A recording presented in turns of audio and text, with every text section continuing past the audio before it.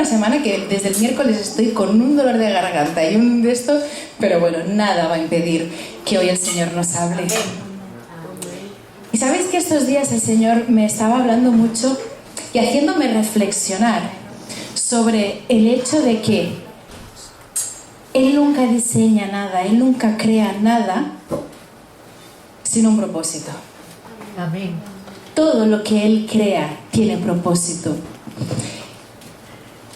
Y si tú estudias la creación, te darás cuenta que es alucinante ver cómo todo está perfectamente hasta el más milímetro de detalle o incluso más pequeño, está todo específicamente diseñado. Si tú miras la naturaleza, si miras la distancia que hay entre la Tierra y el Sol, la inclinación de la Tierra, si miras el cuerpo humano, los doctores, ¿sabéis? Es una pasada el cuerpo humano, cómo está diseñado.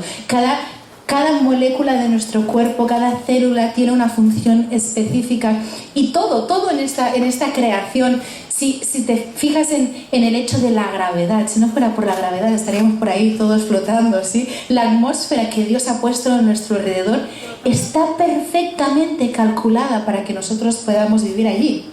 Por ejemplo, algunos detalles de esta atmósfera. Tiene oxígeno suficiente, porque necesitamos oxígeno para vivir, ¿verdad? Pero si tuviera demasiado oxígeno sería altamente inflamable, podríamos estallar, salir por aquí volando por el universo, ¿sí? Luego está el dióxido de carbono, que ayuda a regular la temperatura en la Tierra para que podamos vivir. Aunque nos quejamos del calor o del frío, realmente es una temperatura que nosotros podemos soportar. Y las plantas necesitan ese dióxido de carbono para poder vivir también. Luego vemos el nitrógeno, que parece como que como no lo escuchamos mucho no es importante y da estabilidad a todas las moléculas de la creación. Y además la atmósfera nos ayuda a que no nos abrasemos con el sol, porque si no sería imposible vivir. Filtra la radiación solar, regula la temperatura, permite que el agua esté líquida en el mar y en los ríos, ¿sí? Es algo que realmente, si os ponéis a estudiar cómo está diseñado todo, es algo que tu mente, como dicen en inglés, estalla, ¿sí? Es un poco agresiva esa imagen, pero es como que tu mente no puede procesarlo. Pero es que todo lo que Dios crea está perfectamente calculado y tiene un propósito muy específico. Como os decía, Dios no hace nada porque sí. Y eso nos implica a nosotros. Dios tiene planes para tu vida. ¿Lo sabías? Y Él está más interesado en que crezcamos en la plenitud de todo lo que Él diseñó para cada uno de nosotros de forma específica de lo que nosotros lo estamos muchas veces. Por eso se nos dice, si os habéis fijado, en un montón de sitios en la palabra, que debemos crecer, que debemos avanzar, ¿sí? Porque no sé si os habíais parado a pensarlo, pero Dios tiene expectativas con tu vida. Tu creador, cuando te diseñó, tenía planes específicos para ti. Cuando Él te pensó en su mente, en su corazón, para explicarlo de alguna manera, Él ya sabía qué quería que pasara en tu vida, ¿sí? No se trata simplemente de que, ¡pum!, aquí nos soltó y que existiéramos como nos apeteciera, consumiendo oxígeno y ya está. Él tiene un propósito. Por eso se nos dice en el Salmo 139, del 13 al 17, dice: tú creaste mis entrañas, me formaste en el vientre de mi madre. Te alabo porque soy una creación admirable. ¿Alabamos al Señor por cómo nos ha hecho? A veces no hacemos más que protestar, pero tenemos que tener este corazón del rey David. Te alabo porque soy una creación admirable. Tus obras son maravillosas y esto lo sé muy bien. Mis huesos no te fueron desconocidos cuando en lo más recóndito era yo formado, cuando en lo más profundo de la tierra era yo entretejido. Tus ojos vieron mi cuerpo en gestación. Mirad, todo estaba ya escrito en tu libro. Todos mis días se estaban diseñando, aunque no existía uno solo de ellos. Cuán preciosos, oh Dios, me son tus pensamientos, cuán inmensa es la suma de ellos. Amén. Él ya ha decidido cómo quiere que se desarrolle tu historia. que se vea la plenitud de tu vida aquí en la tierra, cumpliendo aquel propósito por el cual Él te diseñó específicamente y te puso en este lugar. Todo, absolutamente todo, ya estaba escrito en un libro. ¡Wow! ¿No sabías que tenías una biografía? Hay gente que dice, voy a escribir una biografía de mi vida. ¿Sabéis que ya tenéis una? Lo acabamos de leer, ¿sí? ¿O lo habéis leído? Y por eso se nos dice en Jeremías 29:11, porque yo sé muy bien los planes que tengo para vosotros, afirma el Señor, planes de bienestar y no de calamidad, a fin de daros un futuro y una esperanza. Gloria a Dios. Pero la cuestión es, ¿siempre se cumple la perfecta voluntad de Dios? ¿Siempre se cumplen los planes de Dios para nuestra vida? No. Tristemente la respuesta es no. ¿Por qué? Porque Él nos deja elegir. Y es realmente algo impresionante. Hoy estábamos hablando de la grandeza de Dios, pero si piensas es que para mí es impresionante y es como abrumador, te sobrepasa ese pensamiento. Pensar que Él podría obligarnos a obedecer con solo una palabra, con solo un pensamiento. No tendría ni que hacer un chasquido de dedos. Él podría obligarnos a obedecer y hacerlo de tal manera que ni siquiera nos diéramos cuenta que estamos siendo obligados a obedecerle. ¿Sí? Pero Él no hace eso. ¿Por qué? Porque su más pura esencia es el amor. Ese amor del que nos hablaba Wilson la semana pasada. Y el amor no se impone. El amor no esclaviza. Por eso nos da libertad. Y por eso, aunque la perfecta voluntad de Dios para nuestra vida ya está diseñada y escrita, esta no siempre se cumple. Yo creo que nos dará una rabia darnos cuenta de la biografía tan increíble que Él tenía escrita para nosotros cuando lleguemos allí y las cosas que no pudimos llegar a cumplir. Fijaros en esto. Hablando de por qué Él no ha regresado aún. Segunda de Pedro 3:9. El Señor no tarda en cumplir su promesa, según entienden algunos la tardanza. Más bien, Él tiene paciencia con nosotros porque no quiere que nadie perezca, sino que todos se arrepientan. ¿Cuál es la voluntad de Dios? Sí, que nadie se pierda, que nadie perezca, que todos se arrepientan. Pero la realidad es, ¿todo el mundo se arrepiente? ¿Todo el mundo le entrega la vida a Dios? No. ¿Sí? Porque Él nos deja elegir. Y aquí estamos hablando de la salvación, pero incluso dentro de los que ya le hemos entregado nuestra vida a Dios, de aquellos que ya hemos nacido de nuevo, sigue estando en nuestras manos, sigue siendo nuestra decisión el alcanzar el propósito y la plenitud de esos planes específicos que Dios tiene para cada uno de nosotros. Y no todo cristiano llega a cumplir aquello que Dios había preparado para cada uno. ¿No os imagináis la de veces que yo he escuchado a gente decir cosas como, yo tengo llamado de pastor? O, esto es buenísimo, las mamás claro dicen, no, es que mi hijo o mi yerno o no sé qué tiene llamado de pastor. O alguien que dice, no, es que a mí el apóstol tal me dijo que yo era profeta. O yo tengo llamado de maestro. Y tú ves sus vidas y sabes que no lo van a conseguir. No porque Dios no quiera, sino por cómo viven. Y es triste, es muy triste porque eso no es lo que Dios quiere. Dios tiene planes para nosotros. Porque de hecho, ¿por qué Dios da este ministerio? El ministerio quíntuple, sí, que es el de apóstoles, profetas, evangelistas, maestros y pastores, ¿sí? ¿Para qué lo da? Es para el cuerpo de Cristo.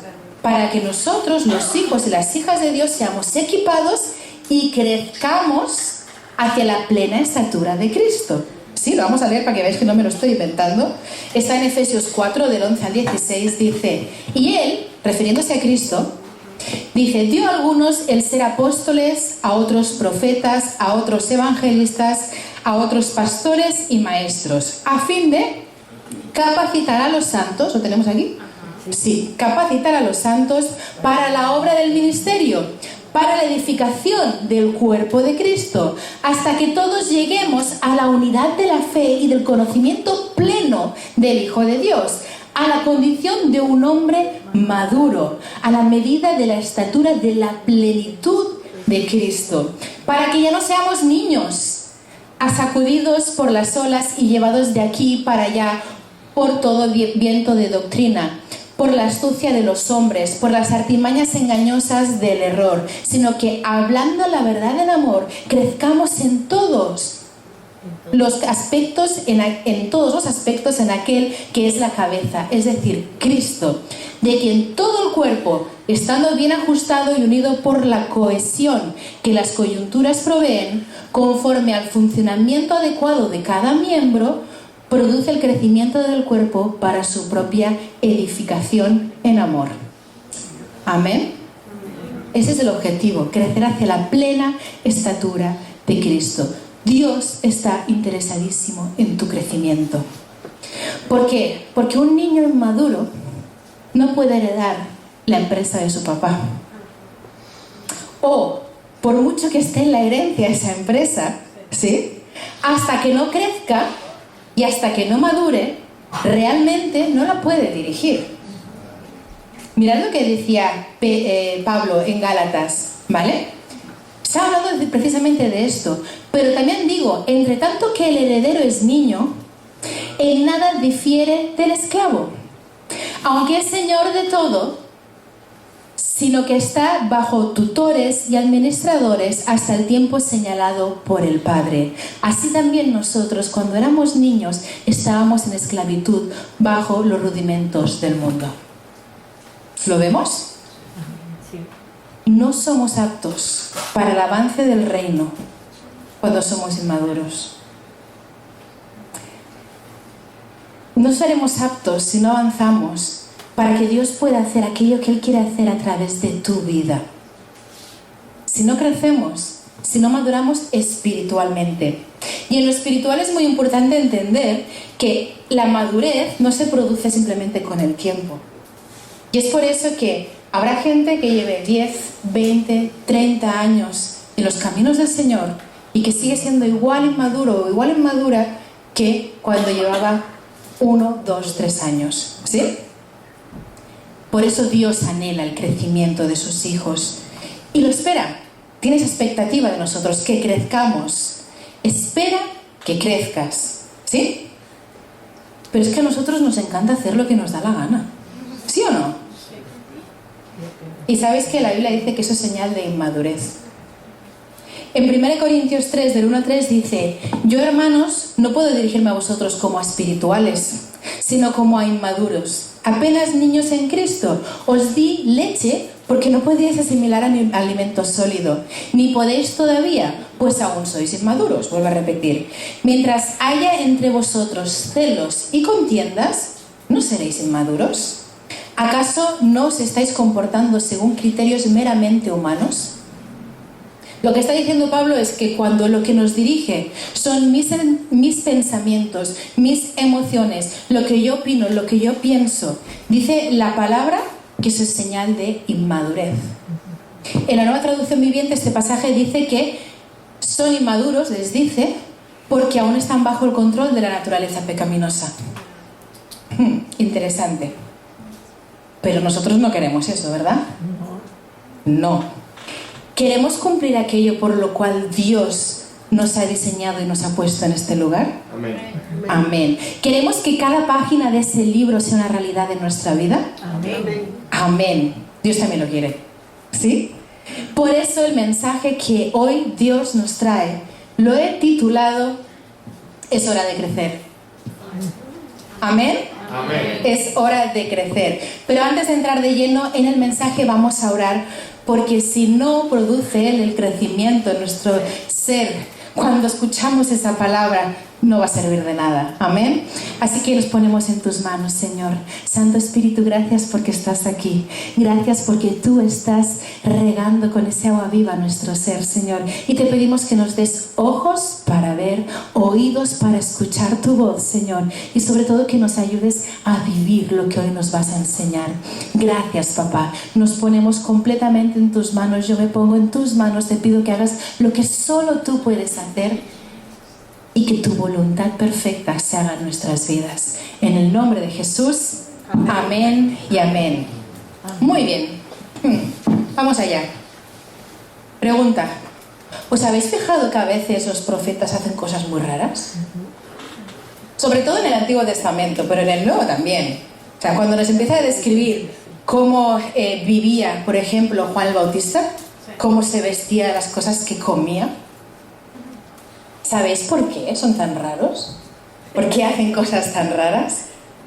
Porque de la misma manera en que Jesús hablaba en parábolas, usaba simbolismos acerca de cosas cotidianas que la gente entendía para explicar cosas que eran difíciles de comprender a la mente humana porque venían de parte de Dios. De esa misma manera, la propia vida del profeta tiene mensaje. Y por eso muchas veces hacen cosas que dices, ¿a qué viene esto?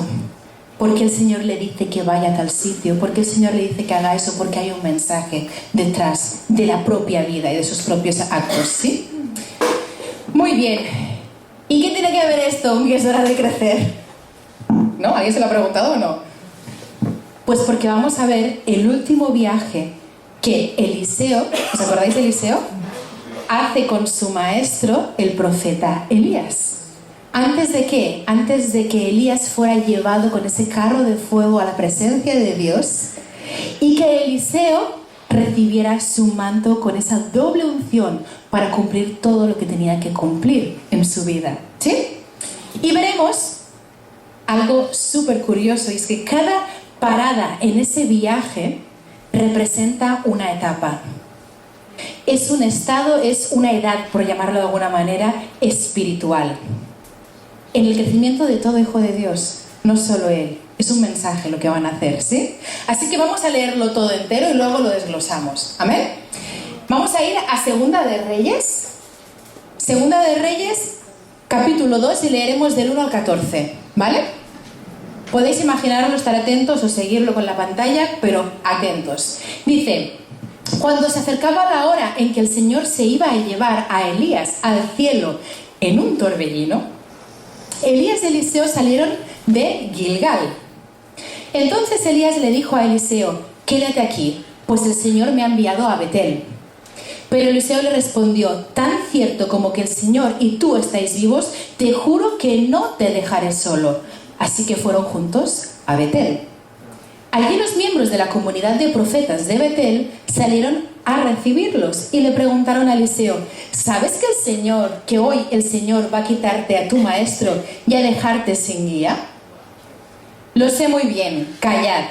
Elías, por su parte, volvió a decirle: quédate aquí, Eliseo, pues el Señor me ha enviado a Jericó.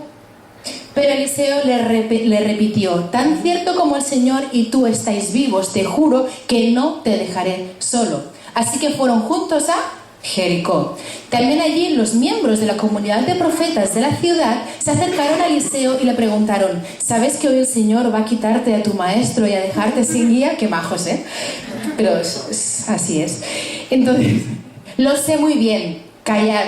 Una vez más Elías le dijo: quédate aquí, pues el Señor me ha enviado al Jordán. Pero Eliseo insistió: tan cierto como el Señor y tú estáis vivos, te juro que no te dejaré solo. Así que los dos siguieron caminando y se detuvieron junto al río Jordán. 50 miembros de la comunidad ya venían. De la comunidad de profetas fueron también hasta ese lugar, pero se mantuvieron a cierta distancia frente a ellos. Elías tomó su manto y enrollándolo golpeó el agua. El río se partió en dos, de modo que ambos cruzaron en seco. Al cruzar, Elías le preguntó a Eliseo: fijaros que ha acabado el viaje, ¿qué quieres que haga por ti antes de que me separen de tu lado? Te pido que sea yo el heredero de tu espíritu por partida doble, respondió Eliseo. Has pedido algo difícil, le dijo Elías, pero si logras verme cuando me separen de tu lado, te será concedido. De lo contrario, no. Iban caminando y conversando cuando de pronto los separó un carro de fuego con caballos de fuego, y Elías subió al cielo en medio de un torbellino. Eliseo, viendo lo que pasaba, se puso a gritar: Padre mío, carro y fuerza conductora de Israel. Pero no volvió a verlo. Entonces agarró su ropa y la rasgó en dos. Luego recogió el manto que se le había caído a Elías y, regresando a la orilla del Jordán, golpeó el agua con el manto y exclamó: ¿Dónde está el Señor del Dios de Elías? El Señor, el Dios de Elías. En cuanto golpeó el agua, el río se partió en dos y Eliseo cruzó. ¿Sí? ¿Habéis estado atentos? Sí. Un viaje de 4 paradas. Bueno, empieza en una parada y termina en la cuarta, ¿sí? Hasta que no han terminado ese viaje, Eliseo no recibe esa doble unción para cumplir la plenitud de lo que estaba diseñado para su vida.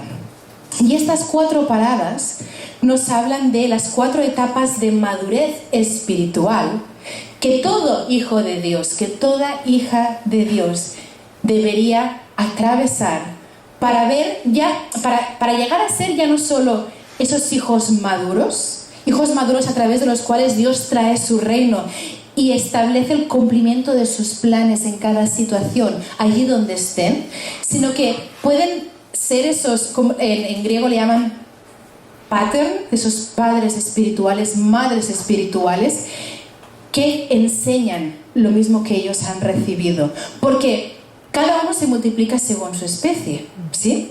Eso es algo que está establecido desde el libro de Génesis.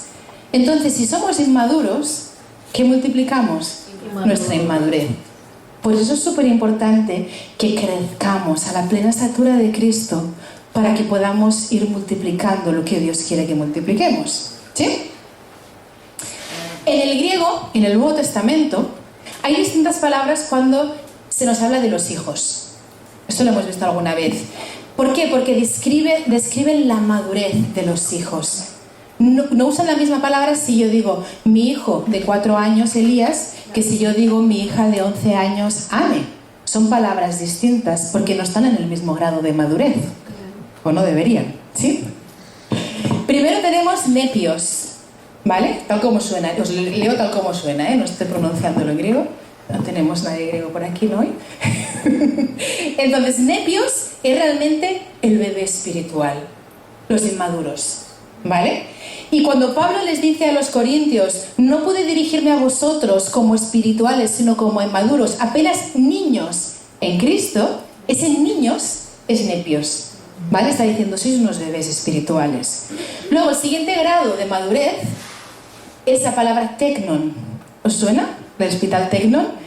Realmente no es un bebé recién nacido, es la palabra que define al niño, quizá a la edad del adolescente más o menos. O sea, yo diría que Anne es mi Teknon, ¿vale? O sea, no es una bebé, pero es una niña, y aunque sabe que es niña, no es madura aún, ¿sí?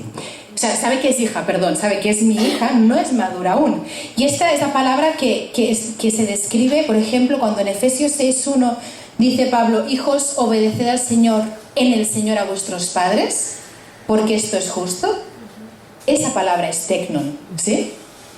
Y luego el siguiente grado de madurez es huios, que este nos interesa, ¿sí? Porque huios es un hijo maduro. Ya no es un bebé, ya no es un adolescente, sino que es un hijo maduro. Y cuando Romanos 8:19 dice: la creación aguarda con ansiedad la revelación de los hijos de Dios, se refiere a los hijos maduros. No se está refiriendo a los bebés, no se está refiriendo a los adolescentes, se está refiriendo a los hijos maduros, ¿sí? Pero atentos, porque esta no es la parada final. Luego tenemos teleios.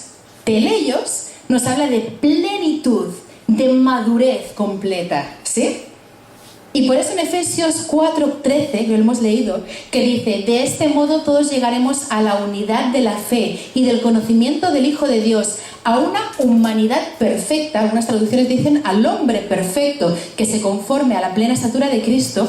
Esa palabra, teleios. Ese es el objetivo. O por ejemplo, en Hebreos 5:14 dice, en cambio, el alimento sólido es para los adultos, para los teleios, para los que tienen la capacidad de distinguir entre lo bueno y lo malo, pues han ejercitado la facultad de percepción espiritual. ¿Veis? Que hay como 4 palabras que describen el grado de madurez. Y es en esta madurez espiritual, en la de teleios, en esa plenitud, cuando uno puede convertirse realmente en esos padres y madres espirituales que son maestros, que instruyen de forma correcta a los que nos rodean, ¿sí? La palabra pattern que he dicho antes. Entonces, vamos a asociar estos 4 niveles de madurez espiritual con las 4 paradas que Elías y Eliseo hacen. Y veremos qué cosas caracterizan cada parada, ¿sí? Cada etapa, y qué cosas son peligrosas en cada etapa y que nos pueden impedir crecer hacia la plena estatura de Cristo. ¿Me seguís? Muy bien. Así que el objetivo es que avancemos. Muy bien. Hemos estado atentos. ¿De dónde salen? ¿Cuál es la primera parada? ¿De dónde salen Eliseo y Elías? De Gilgal. Muy bien, habéis estado atentos. Que hemos dicho que Gilgal correspondería a nepios, inmadurez. ¿Por qué? ¿Qué sucedió en el Gilgal? Examen sorpresa. Os lo digo. En el Gilgal, bueno, el Gilgal, la palabra hebrea, suena como el verbo que cuando lo traduce significa he quitado. ¿Sí? Y allí fue cuando Josué hizo circuncidar a toda la generación que había nacido en el desierto antes de entrar a la tierra prometida. ¿Os acordáis? Lo podéis leer en Josué 5 del 2 al 9, no lo vamos a leer por falta de tiempo. Por eso esta etapa es la primera en el crecimiento espiritual y es cuando sucede la conversión, ¿sí? Cuando se produce la muerte al yo. No sé si os acordáis cuando Pablo explica sobre la circuncisión espiritual que recibimos al nacer de nuevo, ¿sí? Al entregar nuestras vidas a Cristo, dice en Colosenses 2:11, además en Él, hablando de Cristo, fuisteis circuncidados, no por mano humana, sino con la circuncisión que consiste en despojarse del cuerpo pecaminoso. Esta circuncisión la efectuó Cristo, ¿sí? Así que en esta etapa espiritual, el creyente es un bebé recién nacido, es inmaduro, ¿sí? Características, ¿cómo sé si aún estoy en esta etapa? ¿Qué características tiene? Porque como hemos dicho, podemos llevar allí muchos años y que no haya manera de que avancemos. Características. El creyente todavía está todo el tiempo luchando con la carne. Alguien ha dicho ya, uy. Sigue reaccionando desde las heridas, desde las emociones y el orgullo. Necesita afirmación constante. Por alrededor, sí, por las personas que le rodean. Y su vida es como un tango. Avanza, retrocede, ¿sí? 3 pasitos para adelante, 2 pasitos para atrás. ¿La habéis visto alguna vez esa etapa? ¿La habéis experimentado? ¿Sí? Y no podemos olvidar que por mucho que Dios tenga cosas que quiere hacer a través nuestro, tiene planes para nuestra vida, Dios trabaja primero el carácter que el ministerio. Porque si no está bien trabajado ese carácter y esa etapa queda atrás, ¿qué sucederá? Que allí donde esos dones que Dios ha puesto en nosotros los puede llevar, nuestro carácter no será capaz de sostenerlo y nos vamos a pegar un patacazo que Dios no quiere, ¿sí? Esta etapa es necesaria. Si alguien está ahí, no se preocupe, lo que no podemos hacer es acampar ahí perpetuamente, ¿sí? Entonces, ¿qué es lo que Dios hace aquí en esta etapa? Es una circuncisión del corazón, como hemos leído, ¿sí? Rompe esa dependencia del pasado, nos separa del pasado, quita ese Egipto de nosotros y enseña obediencia básica. Lo básico de comenzar a obedecer a Dios. Y comienza a formar esa identidad cristiana, esa identidad de hijos de Dios, ¿sí? Y como en todas las etapas, hay riesgos que pueden impedir que no avancemos hacia la madurez. Vamos a ver esos riesgos. El primero, el más común, el victimismo espiritual. Muchas veces Dios te empieza a mostrar por qué te comportas así, por qué eres de tal manera, te muestra las heridas que se te han producido a lo largo de tu vida y nosotros lo que hacemos es usarlo como excusa nos quedamos allí y no avanzamos. Pero Dios no te lo muestra para eso. Dios te lo muestra para sanarlo y para que puedas seguir hacia adelante, ¿sí? Entonces, en esta etapa otro riesgo es la sensibilidad extrema. Estamos muy sensibles, porque claro, todo este proceso de sanidad que el Señor nos está mostrando, todo nos afecta y la ofensa es muy fácil. Y eso es un peligro, porque con la ofensa no avanzamos, ¿sí? Luego también otro riesgo es la inconstancia. Eso que hemos dicho de pasito para adelante, pasito para atrás, al mismo tiempo que es una característica de la etapa, es normal si en un principio, es un riesgo que puede hacer que no avancemos si nos quedamos en ese tanco perpetuamente, ¿sí? Y luego está otro riesgo, es esa resistencia a la voluntad de Dios. No, pero es que yo soy así. No, pero es que esto ya me encargo yo, Dios, ¿no? Yo se lo decía al Señor, venga, va, aceptamos esto ya me encargo yo. No, eso hay que soltarlo. Así que aquí, en esta etapa primera, es cuando debemos dejar todo atrás, ¿sí? Y aprender, como decía Pablo en Gálatas 2:20, que he sido crucificado con Cristo y ya no vivo yo, sino que Cristo vive en mí. Lo que ahora vivo en el cuerpo, lo vivo por la fe en el Hijo de Dios, quien me amó y dio su vida por mí. Amén. Hasta que el creyente no supera esta etapa, no experimentará una gran autoridad espiritual. ¿Nos pasa? O sea, cuando estabais en esa etapa, los que ya la habéis pasado, ¿verdad que hasta teníais miedo cuando escuchabais hablar del enemigo? Porque aunque tenéis autoridad espiritual, pues es como que no sabéis aún cómo manejarla. Y como hay esa inmadurez de recién nacido, no puede manifestarse la autoridad espiritual a través de tu vida, ¿sí? Entonces, es una etapa donde el objetivo principal es aprender rendición y entrega total a Dios. ¿Amén? Y luego vamos a la siguiente. Si aprendemos eso, nos graduamos. ¿Y cuál es la siguiente parada? Betel, ¿sí? Que esto equivaldría a Teknon, ¿vale? Donde se forma esa identidad, se forja la identidad de hijo de Dios. ¿Qué sucedió en Betel? ¿Os acordáis? Betel aparece muchas veces, ¿vale? En el Antiguo Testamento, pero hay un momento clave, que es el de cuando Jacob, acordaros Jacob, que luego se llama Israel y es el padre de los 12 patriarcas, las 12 tribus de Israel, cuando él tiene ese encuentro con Dios a través de un sueño. ¿Os acordáis?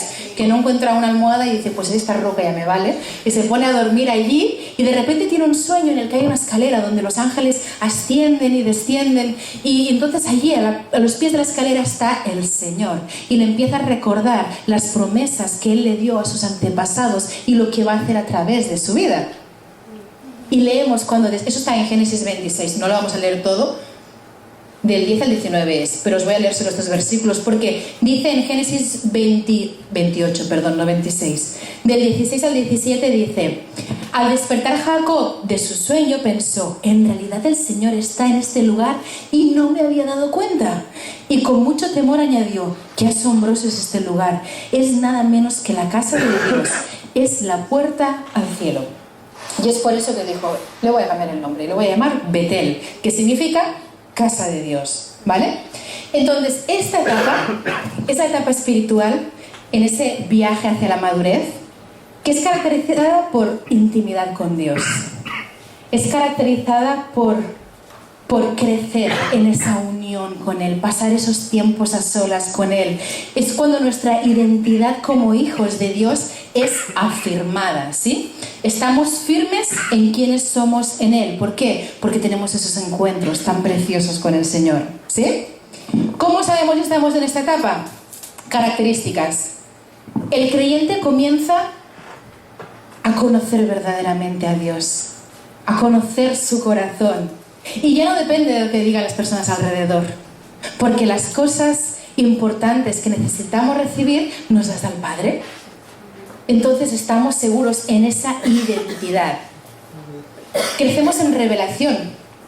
De repente es como, wow, el Señor me habla en sueños, el Señor me habla en la palabra y es como que salta la palabra y me habla directamente. Empezamos a forjar esa seguridad espiritual en nosotros. Afilamos nuestro oído, sabemos cuando Dios nos está hablando, ¿sí? Okay. Nuestros sentidos espirituales se agudizan y empezamos a desarrollar convicciones profundas. Esas cosas que cuando Dios te las revela, no te mueves de ahí, ¿sí? A no ser que te revele otra cosa diferente, no te sacan de ahí. Y es una etapa que podríamos llamar que es como una especie de luna de miel espiritual, porque es una etapa preciosa, ¿sí? Es hermosa, es necesaria. Pero ojo, que tiene sus riesgos. Tiene unos riesgos que, si no estamos atentos y no nos quedamos en esos riesgos, o sea, y no nos los quedamos, podremos avanzar. Si no, no podremos avanzar. Vamos a ver riesgos que nos pueden impedir avanzar hacia la madurez en la etapa de Betel. Orgullo espiritual. Qué fácil que es. Porque como nuestros sentidos espirituales son agudizados, en esos tiempos con Dios y afinamos, o sea, afianzamos esa identidad, estamos seguros en quiénes somos en Él, hay riesgo de caer en ese orgullo espiritual. No podemos jactarnos de lo que Dios nos da, de lo que Dios nos muestra, porque si lo tenemos, es porque Él nos lo ha dado. Y sin Él ni tenemos nada ni somos nada. Así que eso no se puede olvidar, no nos lo podemos sacar del corazón, ¿sí? Otro riesgo en esta etapa es pensar que el recibir revelación es sinónimo o es equivalente a madurez. Y no tiene nada que ver. Porque tú puedes ver muchas cosas, puedes recibir mucha revelación, no saber interpretarla correctamente y no saber aplicarla a tu vida. ¿Sí? Otro riesgo, buscar más las experiencias que la transformación. Algo muy común. Las experiencias con Dios son preciosas. Y son como esos caramelitos que el Señor nos regala para que sigamos buscando su presencia. Pero si eso no nos lleva a la transformación, hacia ese crecimiento, hacia la plena estatura de Cristo, no nos sirve de nada. ¿Sí? Y aquí es donde en esta etapa aprendemos, o deberíamos aprender, que antes de cualquier llamado, antes de cualquier ministerio, primero somos hijos. Y si hijos, también herederos. Amén. Eso está en Romanos 8:17, lo podéis leer. Y también es en esta etapa cuando esa oración de Efesios 1 que hace Pablo, que ruega que nuestros ojos espirituales sean abiertos y comprendamos la grandeza de esta herencia que hemos recibido en Él. En esta etapa es cuando esto empieza a suceder y empecemos a vivir en ello. Empezamos a recibir esa revelación. Amén. Y si no nos quedamos aquí y seguimos avanzando, si no nos quedamos atascados en esos riesgos, llegamos a tercera parada. Jericó. Muy bien. ¿Qué corresponde a Hoyos, como hemos dicho antes, que es el hijo maduro? Porque ¿qué sucedió en Jericó? Está en Josué 6, del 1 al 20, pero no lo vamos a leer, ¿sí? Sí, las murallas aquellas, ¿no? Jericó representa guerra. Jericó representa perseverancia ante algo complicado. Y Jericó representa victoria. Porque Jericó fue la primera gran ciudad enemiga que tuvieron que enfrentar el pueblo de Israel cuando cruzaron a la tierra prometida. Tenía una gran muralla, como habéis dicho, ¿no? Y era como una fortaleza cerrada. Se veía como un obstáculo imposible de atravesar, ¿vale? Pero sabemos que ellos perseveraron, siguieron las instrucciones que Dios le había dado a Josué, ¿sí? Y los muros, como bien habéis dicho, cayeron. Israel conquistó la ciudad. Amén. Por eso, en esta etapa, es una etapa caracterizada por resistencia y por la victoria frente a las pruebas y por guerra espiritual. En esta etapa el creyente madura, se hace maduro y resistente. Resiste. ¿Cómo sabemos que estamos en esta etapa? Características de esta etapa. El creyente aprende a mantenerse firme bajo presión. ¿Sí? Ya no abandona fácilmente. Ya no es aquello de ¿por qué, Señor? ¿Sí? Y luego, si esto va a ser tan difícil, yo no avanzo. Esa no es la mentalidad en esta etapa, ¿sí? Aprende disciplina espiritual. Ya no es inconstante en su disciplina espiritual y comienza a sostener a otros. Esto es muy característico de esta etapa porque sus ojos ya no están puestos en él. Si os fijáis, las oraciones de este tipo de creyentes ya no son hacia lo que yo quiero, lo que yo necesito, los míos. Sus oraciones están ya enfocadas en los demás, en llevar vida a las personas que los rodean, ¿sí? Lo que Dios hace aquí en esta etapa, forja perseverancia. ¿Amén? Es como aquí se forja el guerrero. Produce estabilidad. Su vida ya no es inestable. Pueden venir torbellinos, pueden venir fuegos, pueden venir lo que sea a la vida de este creyente que está estable. Y aquí el Señor empieza a enseñar guerra espiritual correcta. Te da las estrategias correctas. Y sobre todo, el Señor purifica los motivos del corazón en esta etapa. ¿Sí? Y es aquí cuando comenzamos realmente a ser útiles para el avance del reino de Dios. No en las otras dos, aunque son necesarias y bonitas, es aquí cuando comenzamos a ser útiles para el avance del reino de Dios. Y es ese tipo de hijos a los que se refiere el versículo que hemos leído antes en Romanos 8:19, que la creación aguarda con ansiedad la revelación de los hijos de Dios. Estos hijos maduros. Pero ojo, que también hay riesgos. Hay riesgos en esta etapa que pueden hacer que no crezcamos hacia la plena estatura de Cristo. ¿Los vemos? Riesgos, endurecerse. Ese es el principal riesgo, que va muy ligado a funcionar sin intimidad. Porque es como que ya lo sabes tanto que de repente pones el piloto automático. Estos dos primeros riesgos van de la mano, porque sin intimidad con Dios nuestro corazón se endurece, sí o sí. Y por eso nosotros desde Misión San Cugat siempre decimos que todo, absolutamente todo lo que hacemos debe surgir, debe fluir de esa relación íntima con el Padre. Siempre debemos permanecer en esa unión, siendo uno con aquel que es amor. Y no olvidar que somos su imagen aquí en la tierra. ¿Amén? Amén. Y luego el otro riesgo, el último, es caer en el activismo.